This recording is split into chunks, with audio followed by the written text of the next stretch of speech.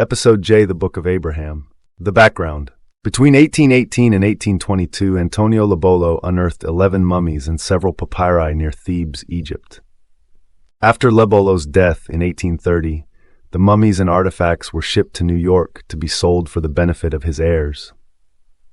Michael H. Chandler eventually acquired these relics, turning them into a traveling exhibition that began in Philadelphia.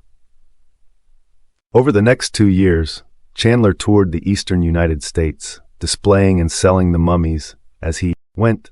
In late June or early July 1835, Michael Chandler brought his collection to Kirtland, Ohio, where a promotional flyer boldly claimed the mummies may have lived in the days of Jacob, Moses, or David.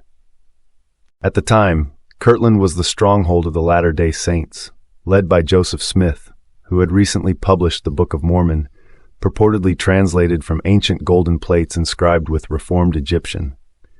Smith's fascination with the papyri was immediate, and he quickly offered Chandler a preliminary translation of the scrolls. The so-called Book of Abraham is based on these Egyptian scrolls, discovered Lobolo. These scrolls, acquired by the LDS Church from a traveling mummy exhibition on July 3, 1835, were claimed by Joseph Smith to contain ancient writings by Abraham himself. Smith asserted that the papyri detailed Abraham's early life, his journey to Canaan and Egypt, and his vision of the cosmos and creation. Joseph Smith wrote, "With W. W. Phelps and Oliver Cowdery as scribes, I commenced the translation of some of the characters or hieroglyphics, and much to our joy found that one of the scrolls contained the writings of Abraham, another the writings of Joseph of Egypt, etc. A more full account of which will appear in its place as I proceed to examine or unfold them."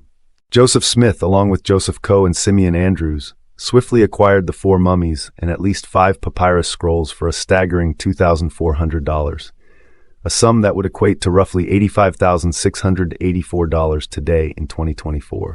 The LDS Church's official essay series, which directly confronts difficult and controversial subjects, admits, "The Book of Abraham was first published in 1842 and was canonized as part of the Pearl of Great Price in 1880. The book originated with Egyptian papyri that Joseph Smith translated beginning in 1835. Many people saw the papyri, but no eyewitness account of the translation survives, making it impossible to reconstruct the process. Only small fragments of the long papyrus scrolls once in Joseph Smith's possession exist today. The relationship between those fragments and the text we have today is largely a matter of conjecture. It's crucial to point out that when Joseph Smith claimed to be translating the Egyptian scrolls, the ancient Egyptian language had not yet been deciphered. The Rosetta Stone, which held the key to understanding Egyptian hieroglyphs, wasn't fully translated into English until 1858, well over a decade after Smith's death. This timeline casts significant doubt on Smith's ability to translate Egyptian texts authentically, as the language's true meaning was still a mystery during his lifetime. The Church then states, "Speaking of the translation of the Book of Mormon, the Lord said, 'You cannot write that which is sacred, save it be given you from me.' The same principle can be applied to the Book of Abraham. The Lord did not require Joseph Smith to have knowledge of Egyptian. By the gift and power of God, Joseph received knowledge about the life and teachings of Abraham." The Church continues with, "The Book of Abraham was the last of Joseph Smith's translation efforts.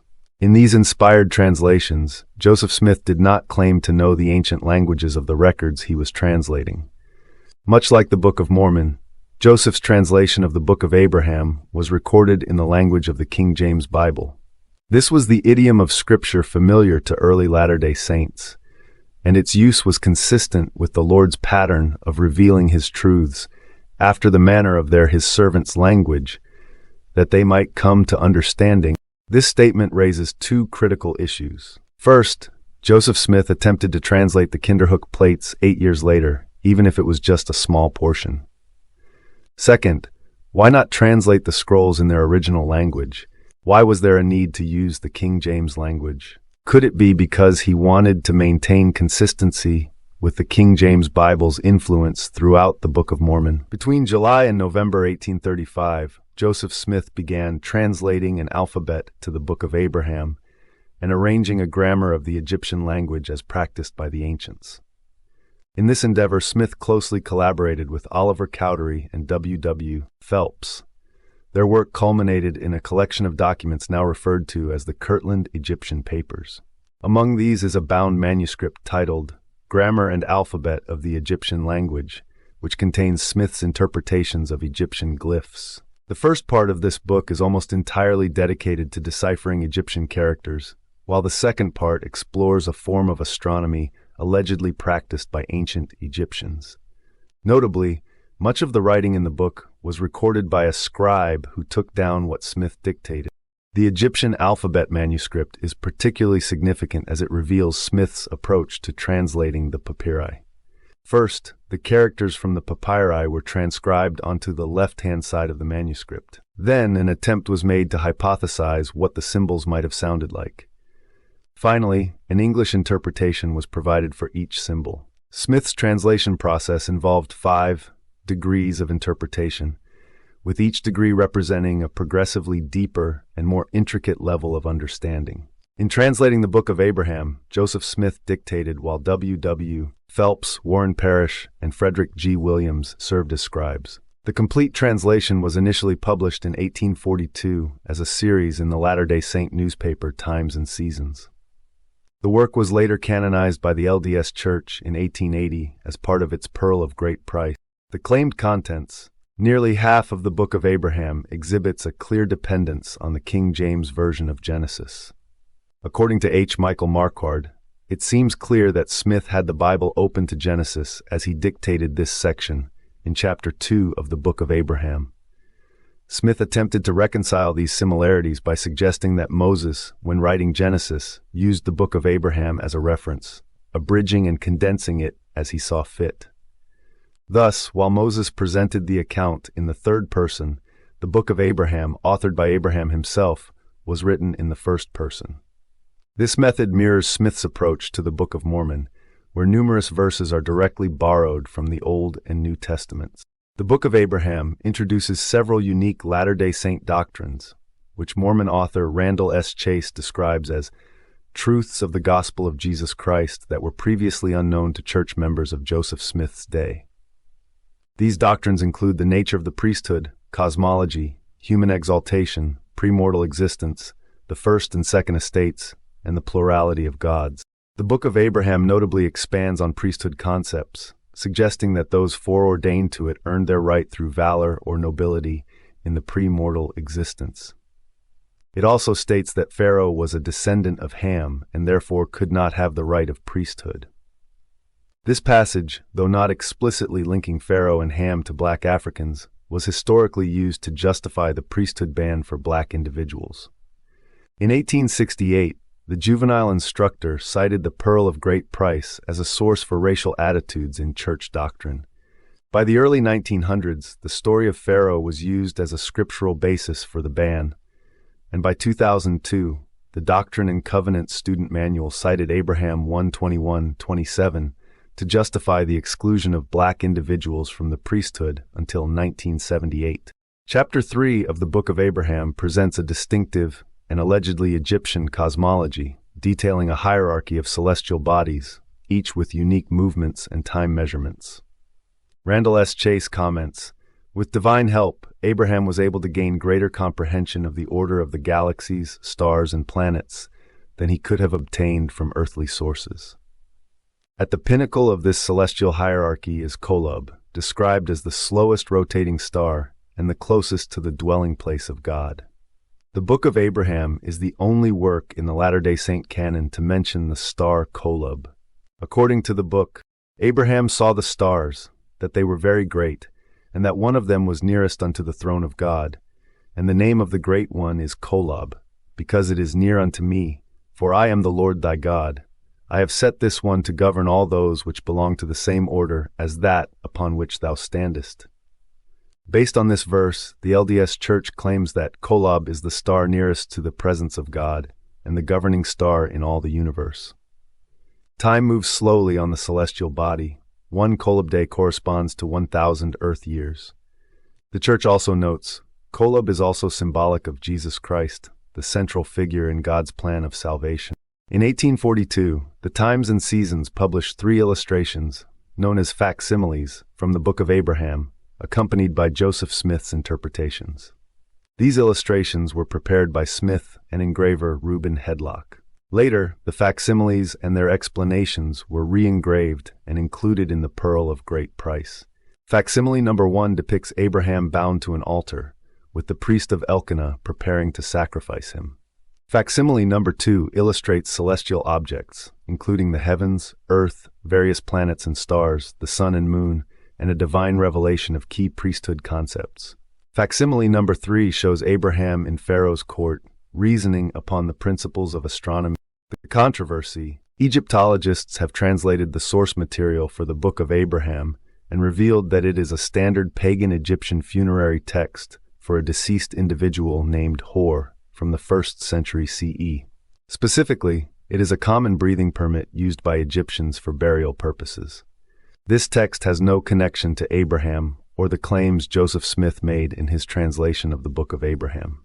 The LDS Church acknowledges this discrepancy in its official essay. They state, "None of the characters on the papyrus fragments mentioned Abraham's name or any of the events recorded in the Book of Abraham."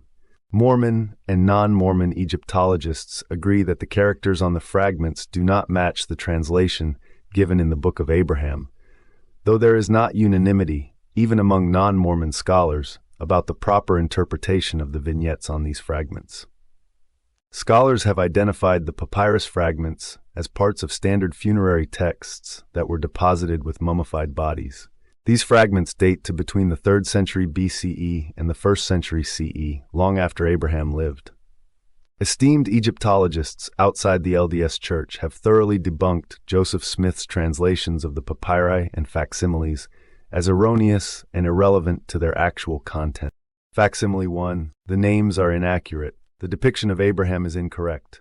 Smith introduces gods that do not appear in Egyptian mythology or any known belief system.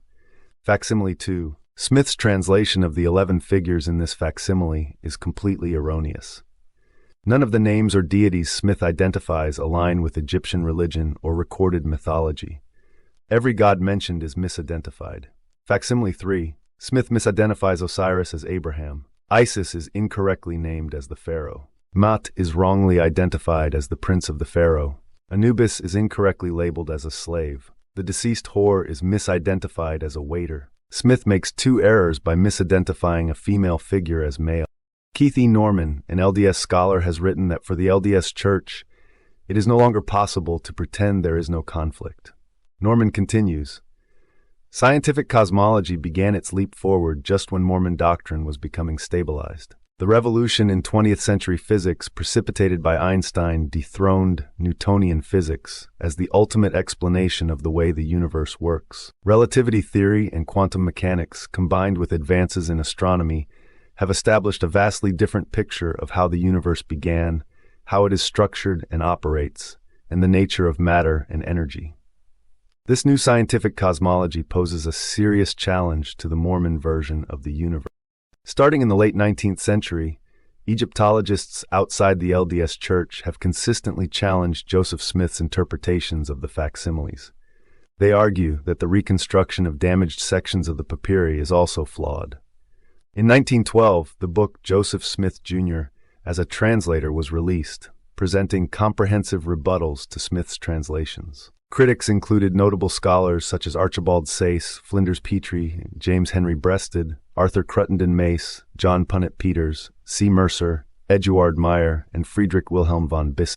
One section of the book goes on to state, "I return herewith under separate cover the pearl of great price.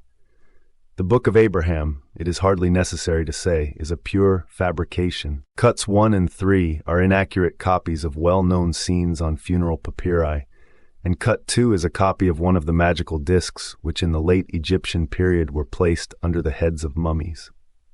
There were about 40 of these latter known in museums, and they are all very similar in character. Joseph Smith's interpretation of these cuts is a farrago of nonsense from beginning to end. Egyptian characters can now be read almost as easily as Greek, and 5 minutes study in an Egyptian gallery of any museum should be enough to convince any educated man of the clumsiness of the imposture. Fair has asserted that the LDS Church favors the missing scroll theory. However, in 2019, research from the Joseph Smith papers revealed that Joseph Smith and his associates directly connected the characters from the surviving breathing permit of Hor papyri with the English text of the Book of Abraham. This suggests that the connection between the papyri and Smith's translation was more explicit than previously acknowledged. After Joseph Smith's death, his mother, Lucy Mack Smith, and her son, William Smith, continued to display the 4 mummies and associated papyri. Following Lucy's death in May 1856, Smith's widow, Emma Hale Smith Budeman, her second husband, Louis C. Budeman, and her son, Joseph Smith III, sold the mummies and papyri to Abel Combs on May 26, 1856. Combs later sold 2 of the mummies and some papyri to the St. Louis Museum. When the St. Louis Museum closed, the artifacts were acquired by Joseph H. Wood and transferred to the Chicago Museum around 1863, where they were put on display. Unfortunately, the museum and its contents were destroyed in the Great Chicago Fire of 1871, leading to the loss of the papyri that were used for facsimiles 2 and 3. After the Great Chicago Fire, it was thought that all Book of Abraham sources were lost. However, Abel Combs retained several papyri fragments and 2 mummies. The mummy's fate is unknown, but the papyri fragments were passed to Combs' nurse, Charlotte Benneck Weaver, who later gave them to her daughter, Alice Huysser. In 1947, Huysser sold the papyri to the New York Metropolitan Museum of Art, MMA. In 1966, Coptic scholar Aziz S. Atiyah identified the fragments, including facsimile 1, and alerted LDS church leaders. By November 27, 1967, the church acquired the papyri through an anonymous donation. The collection included 10 fragments, with the 11th fragment previously given to Brigham Young in 1846. Some fragments were identified as Joseph Smith Papyrus, JSP-X, while others were thought to be the Book of Joseph. The 12th fragment, JSP-9, was found in the LDS Church Historian's Office in 1968. Despite ongoing debate, the recovered papyri are widely believed to be part of Smith's original collection, supported by evidence such as paper backing with temple drawings and maps from Kirtland. Although there is some debate about how much of the papyrus collection is missing, there is broad agreement that the recovered papyri are portions of Smith's original purchase, partly based on the fact that they were pasted on a temple and maps of the Kirtland, Ohio area on the back, as well as the fact that they were accompanied by an affidavit by Emma Smith stating that they had been in the possession of Joseph Smith. Conclusion.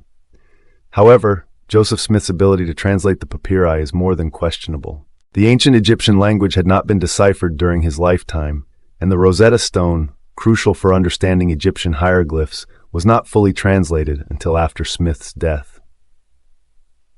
This casts significant doubt on Smith's claims, as he lacked the necessary knowledge to translate the texts accurately. Subsequent studies revealed that the papyri Smith used were standard Egyptian funerary texts, not related to Abraham. Despite this, the LDS Church maintains that Smith's translation was divinely inspired.